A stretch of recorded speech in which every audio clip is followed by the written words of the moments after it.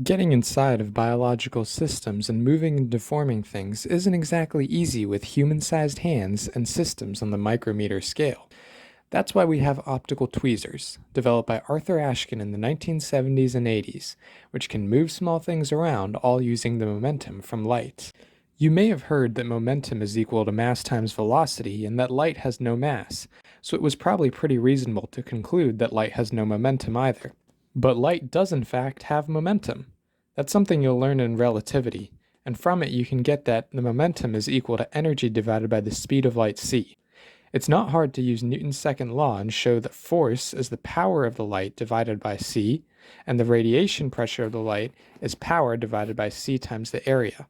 The theory where this comes from might be a bit complicated, but the idea of light having momentum itself is not so complicated and had been theorized in 1610 by Kepler, who noticed that comet tails always seemed to point away from the sun and wondered if maybe the sunlight was literally pushing the comet tails away. It's just that you won't notice these things in everyday life.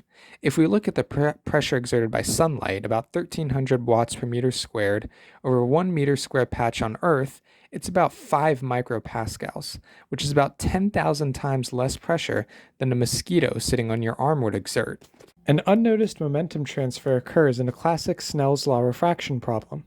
Light that bends when transferring from air to glass is actually bending because it has lost momentum the direction opposite which it bends, and gained momentum in the direction that it does bend. This light ray has bent down and has thus lost some momentum going up and rightwards. That lost momentum was transferred to the glass. A more interesting scenario might be what happens to the momentum of light on a lens. If you're familiar with lenses, you may know that they tend to focus all the light delivered to them onto one point. You can use Snell's law to show this and model the trajectory of more than one ray with ray transfer matrices. In fact, in a lens, there's quite a bit of momentum transfer going on. If we look at how these rays have bent, it's apparent the rays on the upper side of the lens have bent backwards and downwards, and those rays have lost momentum in the direction opposite of that bending. That is, they have lost momentum going forwards and upwards, and that momentum is transferred to the lens. It's a similar story for rays on the bottom of the lens. They've bent backwards and upwards, so they've lost momentum in the opposite direction, that is forwards and downwards, which is also transferred to the lens. The net result is that the momentum vectors transferred to the lens from the light result in small forces on the lens by Newton's second law. If we add all these forces, we find they cancel in the vertical direction and move the lens forwards. If we wanted to move the lens in the vertical direction, we might weaken the light on the top or bottom to diminish that force. For example, to move the lens upwards, we would weaken the light on the bottom of the lens and diminish the force F2. This is exactly what optical tweezers do. In order to make the illumination practical in a lab setting, optical tweezers replace the lens with a tiny micrometer scale bead, and to illuminate the bead they use what's called a Gaussian focused laser beam, which is focused by an objective lens such that it's strongest at the center and not so strong on the sides. So we've already seen the case of even illumination, where all parts of the bead receive equal strength light and the focus of the Gaussian beam is centered on the bead, resulting in a forwards force. Now let's look at top illumination.